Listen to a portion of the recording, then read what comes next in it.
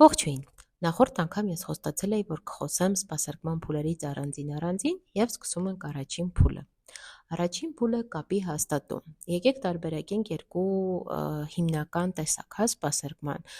առցանց և արդեն տետատետ։ Առցանցի դեպքում մեր առաջին կապի հաստատումը սկսում է նամակագրության տեսքով,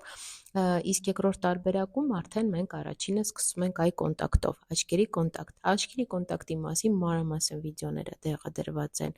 այստեղ, իսկ որպես հաղորդագրության տեսակ բարև ձեզ, ողջույն և այսպես շարունակ։ Այս մասով ուզում եմ անպայման ուշադրություն դարձնել բոլոր այն կազմակերպություններին,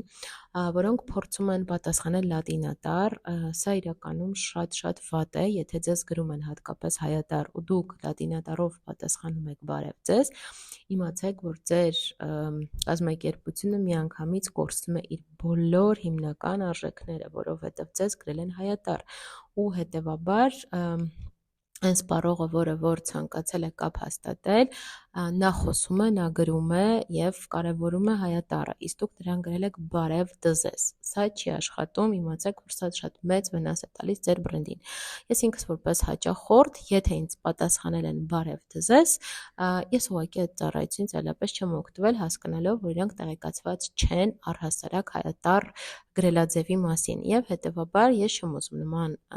պրոդուկտից օգտվել։ Սա մեկ։